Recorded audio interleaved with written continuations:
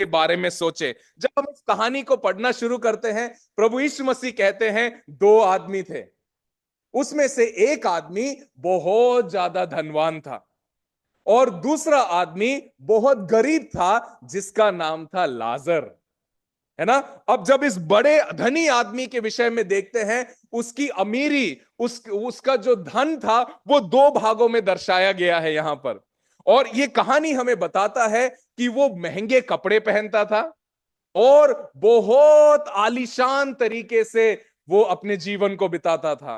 रोज वो महंगा खाना खाता था, शायद रोज अपने दोस्तों को बुलाकर सुख विलास करता था। दो तरह के लोग, एक अमीर और एक गरीब। और एक अमीर व्यक्ति जो है वो पूरे सुख विलास में, पूरे आनंद के साथ, हर एक टेंशन से दूर, हर एक बातों से निसंकोच वो अपने जीवन को आनंद में, सुख विलास में जिंदगी बिता रहा है।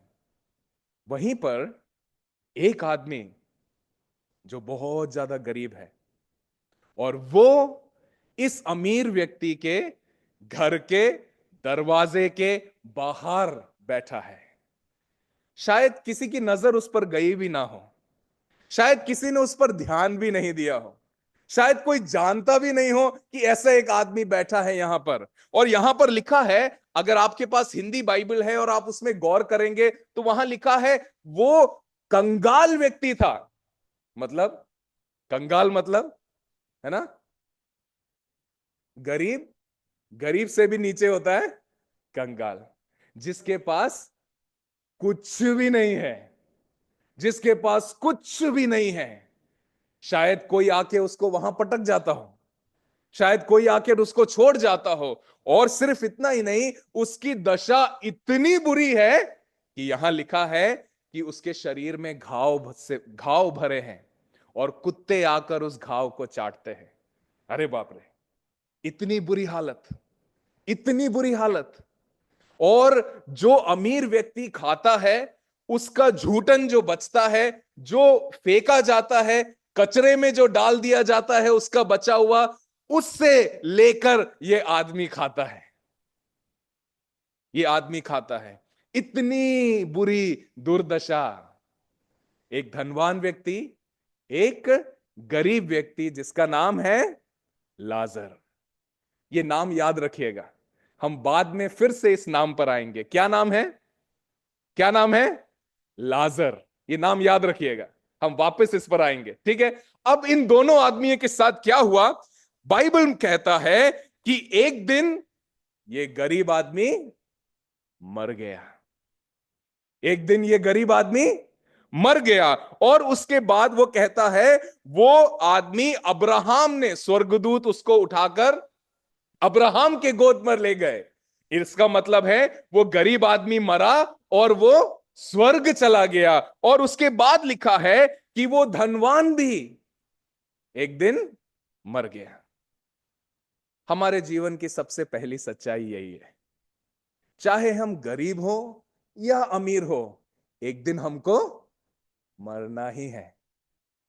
आपका पैसा आपको नहीं बचा सकता, आपकी पढ़ाई आपको नहीं बचा सकती, आपका घर आपको बचा नहीं सकता, आपके सगे संबंधी थोड़ा सा रोक लेते हैं, बाद में चले जाएगा, नहीं हो सकता।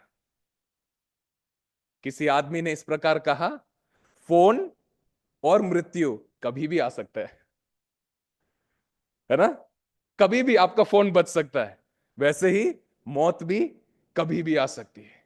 आज, कल, परसों, हमें नहीं पता, कभी भी इस दुनिया को छोड़ के हम जा सकते हैं। ये हमारे जीवन की सच्चाई है। चाहे हम अमीर हो या गरीब हो, एक दिन हमें मरना ही है, कोई हमें उससे नहीं बचा सकता। लेकिन मेरा एक सवाल यह है, हम मरते क्यों हैं? क्या आपने कभी उसके बारे में सोचा है? क्या कभी आपने सोचा है हम मरते क्यों हैं? इस संसार में बहुत सारे लोगों ने उस सवाल का जवाब ढूंढने का कोशिश किया, लेकिन बाइबल हमको उस बात की सच्चाई बताती है। हम मरते इसलिए हैं क्योंकि एक समस्या है, और वो समस्या ये है कि मैं और आप पाप में गिरे हुए हैं। अब ये पाप क्या है भला? पाप यह है कि हमारी जिंदगी परमेश्वर से दूर है। हम हमारे जीवन को बुराई में जीवन बिताते हैं, और बाइबल कहता है इस दुनिया में सब ने पाप किया और सब परमेश्वर के महिमा से रहित है। सब पापी है, चाहे किसी भी धर्म का क्यों ना हो, चाहे किसी भी घर में पैदा क्यों ना हुआ हो, चाहे कोई सी भी भाषा क्यों ना बोलता हो, अगर इस दुनिया में किसी ने जन्म लिया है तो वो पापी है, वो परमेश्वर को नहीं जानता। मैंने और आपने पाप किया है, हम परमेश्वर के विरुद्ध जाते हैं, हम हमारे जिंदगी में कितने सारे गलत काम करते हैं। क्या ऐसा कोई यहां है जो कह सकता है कि मैंने आज तक कोई गलत काम नहीं किया? ये पाप का स्वभाव हमारे अंदर है, वो हमेशा से है, जब से हम पैदा हुए हैं तब से है। हमको झूठ बोलना किसने सिखाया? किस स्कूल के सिलेबस में चैप्टर होता है? आज हम सीखेंगे कितने तरीकों से झूठ बोला जा सकता है। कहीं मिला है? कितने माता पिता हैं यहां पर? हाथ उठाइए। आपने कितने अपने बच्चों को बिठाकर सिखाया बेटा ऐसे नहीं, ऐसे झूठ बोला जाता है? पता नहीं, किसी ने सिखाया है? फिर कैसे सीख जाते हैं बच्चे? कैसे गलत काम करना सीख जाते हैं? कैसे गुस्सा होना सीख जाते हैं? मुझे अभी भी याद है, मेरा एक लड़का है 9 साल का, वो जब छोटा सा था ना, छोटा सा मतलब 1 साल की उम्र का, उसको जब कुछ अच्छा नहीं लगता था वो दिखाता था कि मुझे अच्छा नहीं लग रहा है, रो के, हाथ पैर मार के, नहीं मुझे ये पसंद। किसने सिखाया? कहां से आया वो स्वभाव 1 साल के बच्चे के अंदर? किसने उसको झूठ बोलना सिखाया? किसने उसको गुस्सा करना सिखाया? किसने उसको गलतियां करना सिखाया? किसने उसको गलतियां छुपाना सिखाया? इसका जवाब हम बाइबल में पाते हैं। हम गलतियां करते हैं इसलिए हम पापी नहीं हैं। ध्यान से सुनिएगा, हम गलतियां करते हैं इसलिए हम पापी नहीं हैं, क्योंकि हम पापी हैं इसलिए हम गलतियां करते हैं। यह पाप का स्वभाव मेरे और आपके अंदर शुरू से है, और बाइबल हमें बताता है इस पाप की मजदूरी मृत्यु है। हम पापी हैं, इसका सबसे बड़ा प्रमाण यही है कि हम मरते हैं। चाहे अमीर हो या गरीब हो, एक दिन हमको इस दुनिया को छोड़कर जाना पड़ेगा। हमारा अंत एक ही है, हमारा अंत एक ही है। शायद आज आप निश्चिंत होकर जीवन बिता रहे होंगे, अपने मौज में, अपने मस्ती में। मुझे जो अच्छा लगेगा मैं करूंगा, मुझे जो करना है मैं करूंगा, मुझे जो बोलना है मैं बोलूंगा, जहां जाना है मैं जाऊंगा, जो खाना है मैं खाऊंगा, जो पीना है मैं पीऊंगा, मुझे किसी से कोई मतलब नहीं है। शायद आप इस अहंकार में जीवन बिता रहे होंगे, अरे ये मेरी जिंदगी है, मैं मजा करूंगा, मैं अच्छे से रहूंगा, तुम कौन होते हो पूछने वाले। इस अहंकार में आज बहुत सारे लोग हमारे चारों तरफ जिंदगी बिता रहे हैं। लेकिन यहां देखिए, चाहे अमीर हो गरीब हो, एक दिन आपको मरना ही है। लेकिन मृत्यु के बाद क्या हुआ यहां पर? यहां हम देखते हैं मृत्यु के बाद ऐसा लिखा है, वो धनवान नरक में गया, और वो जो गरीब व्यक्ति था वो कहां गया? वो स्वर्ग में गया। हम सब का अंत एक ही है। दूसरी सच्चाई जिंदगी की, हम सब का अंत एक ही है, लेकिन हमें जाना दो जगह है।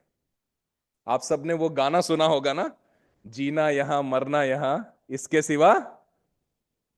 वो सबसे बड़ा झूठ है, वो सबसे बड़ा झूठ है।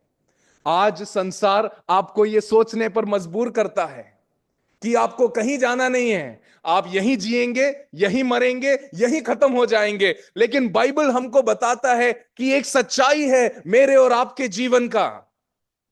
अगर हम आज मर जाते हैं तो या तो हम स्वर्ग जाएंगे, नहीं तो हम नर्क जाएंगे। यह हमारे जीवन की सच्चाई है। दूसरी सच्चाई, पहली सच्चाई एक दिन हमें मरना है। दूसरा सच्चाई, या तो हम स्वर्ग जाएंगे नहीं तो हम नर्क जाएंगे। इस कहानी से हम उस बात को सीख सकते हैं। इस कहानी से हम उस बात को सीख सकते हैं।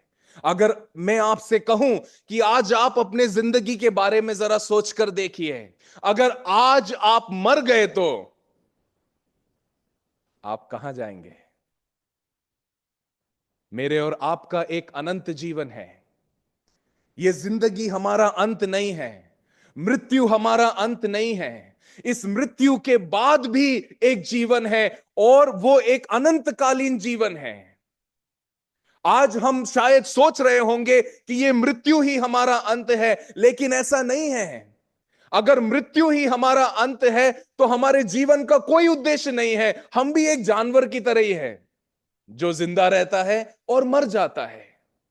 हमें भी ईश्वर की कोई जरूरत नहीं है, हमें भी किसी से डरने की कोई जरूरत नहीं है, क्योंकि आज ना कल हम मर जाएंगे। लेकिन हम सब जानते हैं, चाहे आप माने या नहीं माने, मेरा मन, आपका मन ये कहता है कि मृत्यु अंत नहीं है, उसके आगे भी एक जगह है।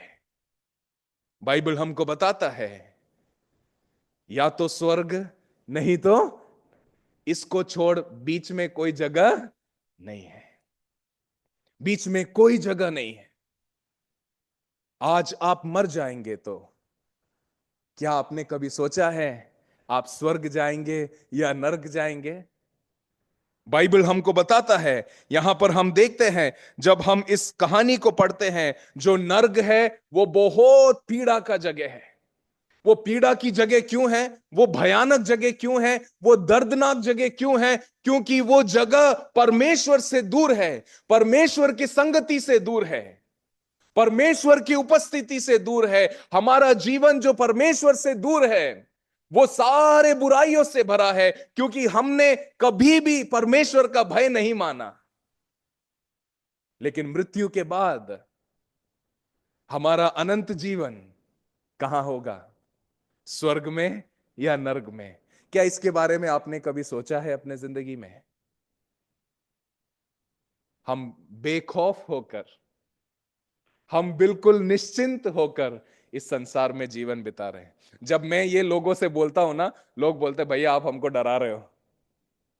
मैं डरा नहीं रहा, मैं आपको सचेत कर रहा हूं, मैं आपको आगाह कर रहा हूं, मैं आपको समझाने की कोशिश कर रहा हूं कि आगे एक खतरा है। क्या आप उसका सामना करने के लिए तैयार है या नहीं?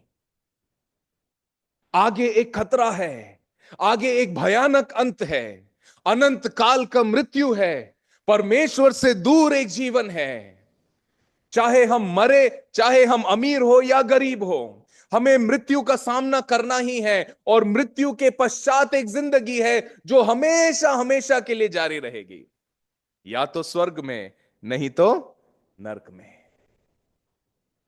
आगे जब हम इस कहानी में बढ़ते हैं, वो धनवान व्यक्ति वो नरक में रहकर, वो नरक में रहकर स्वर्ग की ओर अपनी आंखों को उठाता है, तो क्या देखता है?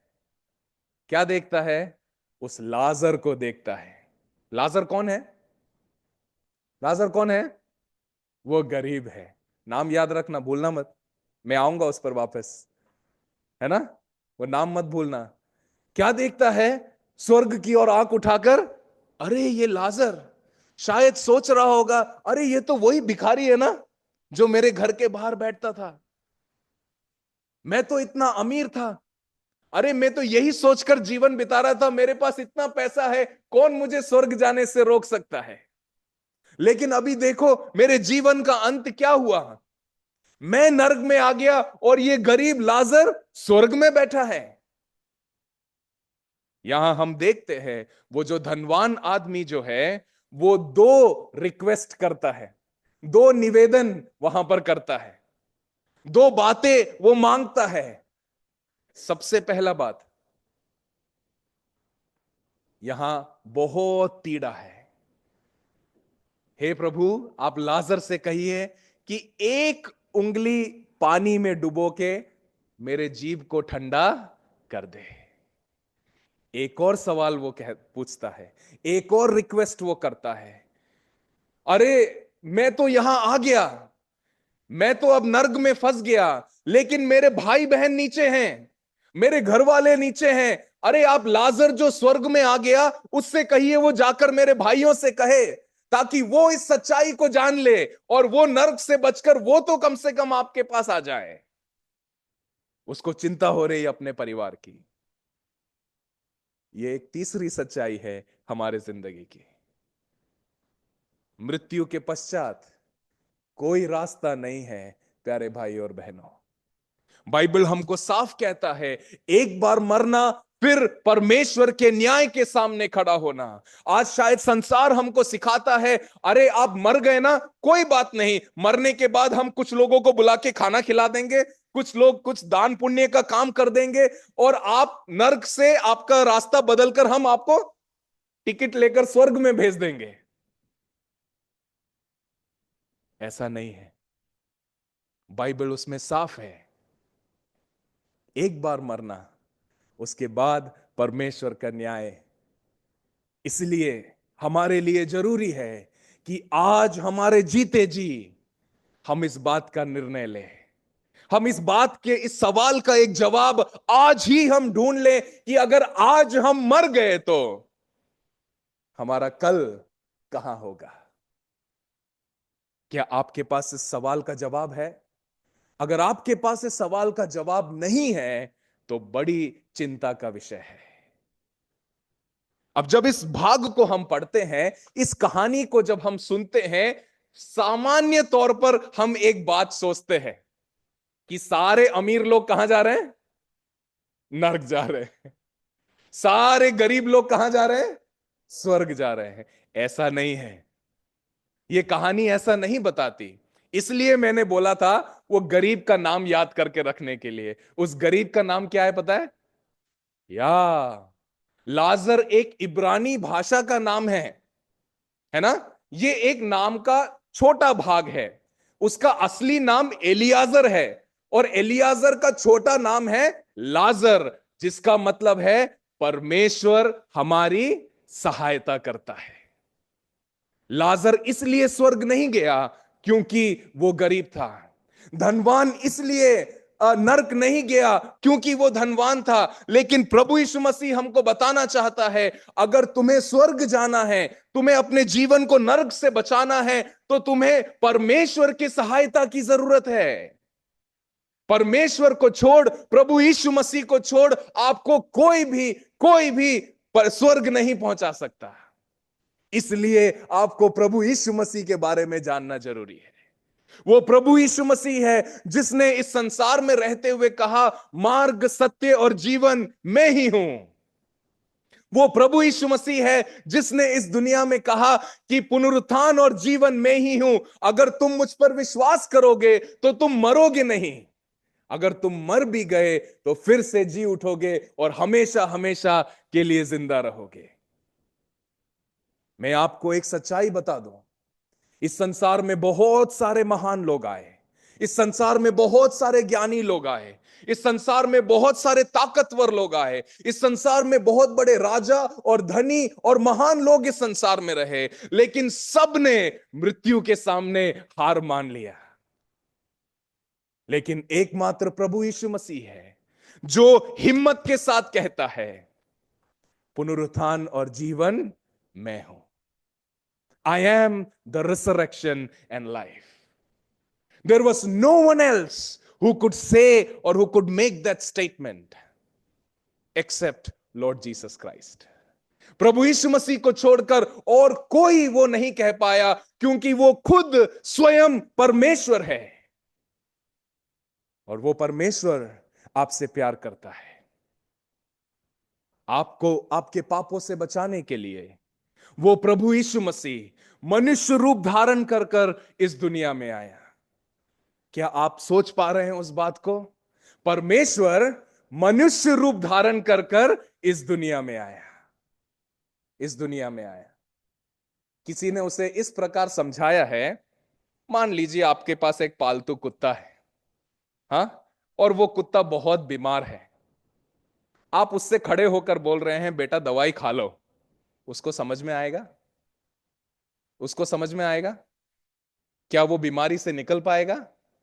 नहीं, उसको समझ में आने के लिए आपको क्या करना पड़ेगा? आपको कुत्ता बनना पड़ेगा, तभी आप उसको समझा पाएंगे, तभी आप उसको समझा पाएंगे। आपको उसकी भाषा में उससे बात करना पड़ेगा, जिस तरीके से वो समझे उस तरीके से आपको बात करना पड़ेगा।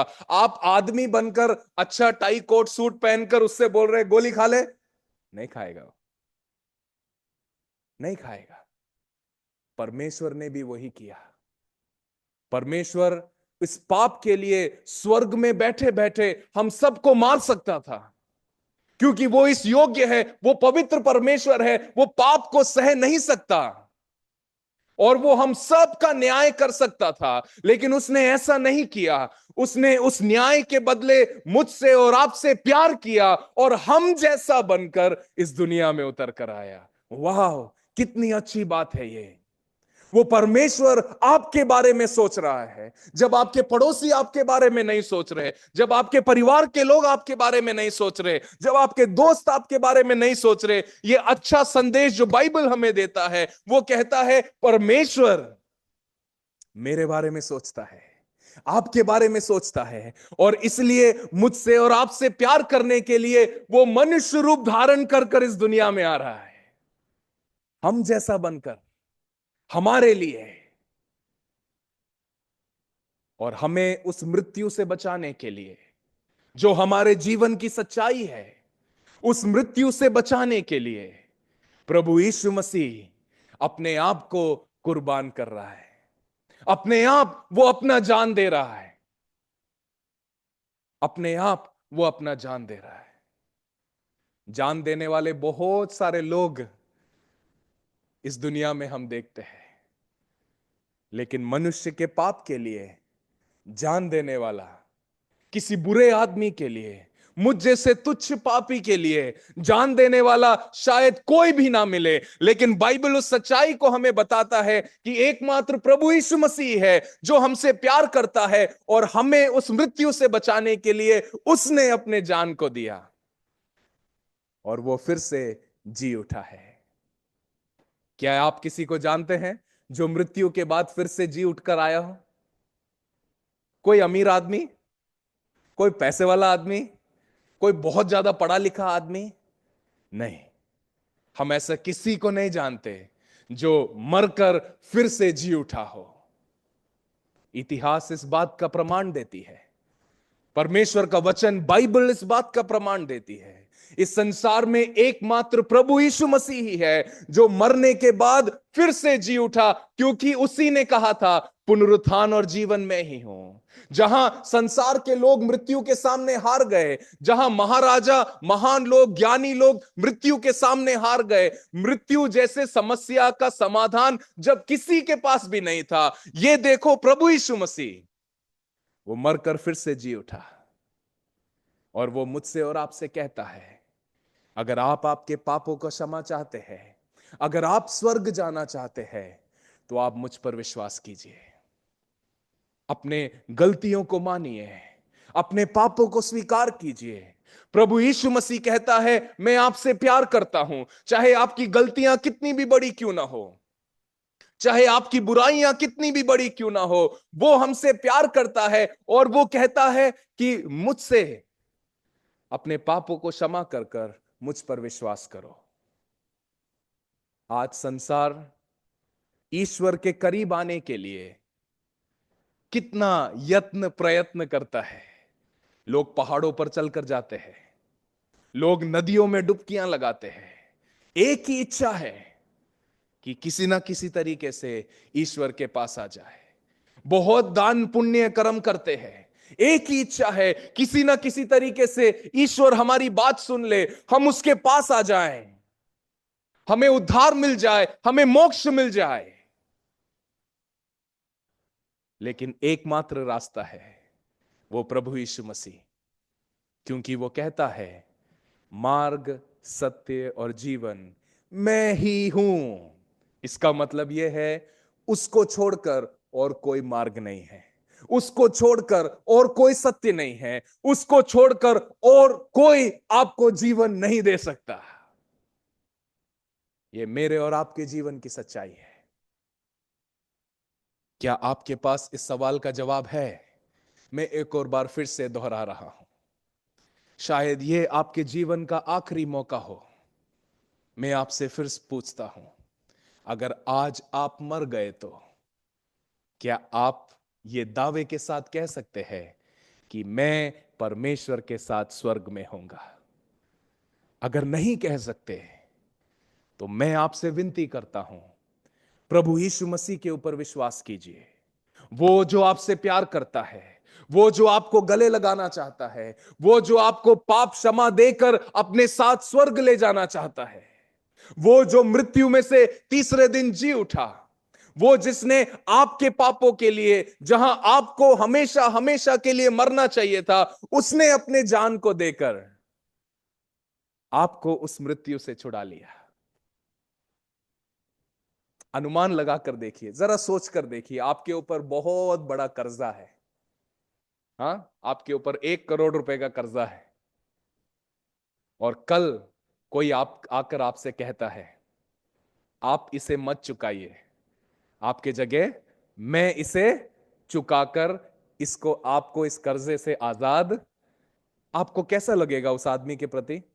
आप भगा देंगे उसको? हाँ, आप बोलेंगे आइंदा दिखना मत, बाहर निकल जाओ घर से, ऐसे बोल के भगा देंगे जो आपका कर्जा चुकाएगा उसको? नहीं, हम उसको गले लगा लेंगे।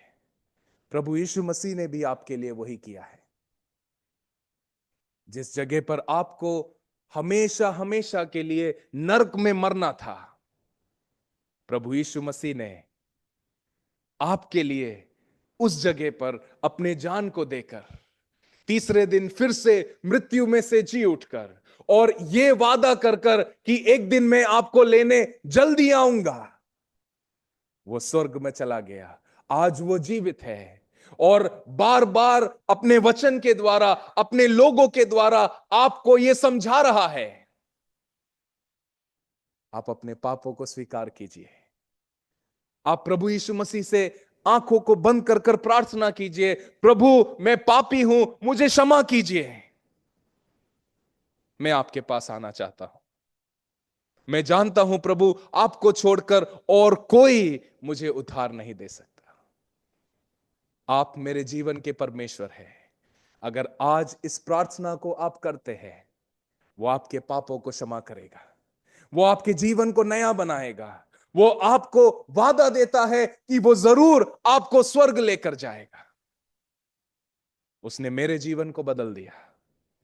वो जीवन जो बुराइयों में पड़ा हुआ था, वो जीवन जो गलत आदतों में फंसा हुआ था, वो जीवन जो अहंकार से भरा हुआ था, माता पिता के अनादर से भरा हुआ था, जब मैंने इस प्रभु यीशु मसीह को जाना, उसने मेरे जीवन को बदल दिया। उसने मुझे अपना संतान बनाया। परमेश्वर आपको बुलाता है, हे बेटी मेरे आवाज को सुनो, हे बेटे मेरे आवाज को सुनो, मैं वही हूं जिसने आपके लिए अपने जान को दिया है। प्रभु यीशु मसीह को छोड़, उस पर विश्वास किए बिना आप स्वर्ग नहीं जा सकते। इसी बात को दर्शाता है ये नाम लाजर, परमेश्वर मेरा सहायक है। वही आपको इस अनंत काल के मृत्यु से बचा सकता है।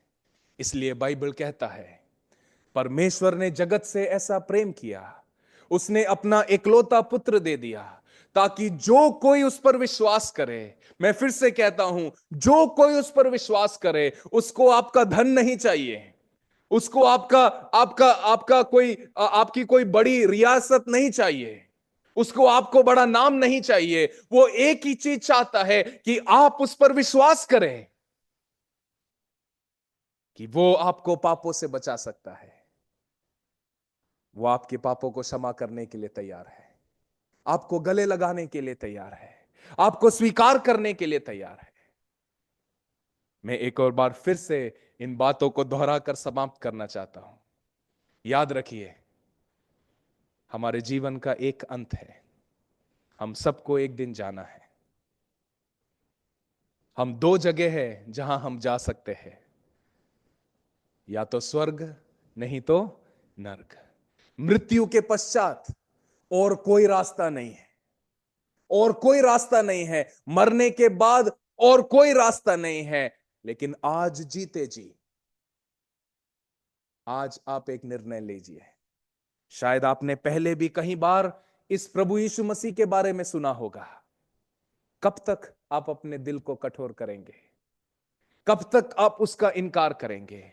जिस प्रकार आज हमने उस गीत को गाया, यीशु तुम्हें बुला रहा, एक नजर तो मोड़ लो, रुक कर जरा तो सोचो तुम, मरने के बाद होगा क्या? मिली तुम्हें जो जिंदगी, प्रभु को उससे दोगे क्या?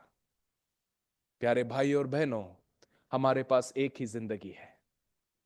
अगर 4-5 जिंदगियां होती तो शायद मैं बाकी सब कर कर एक ईश्वर को दे देता।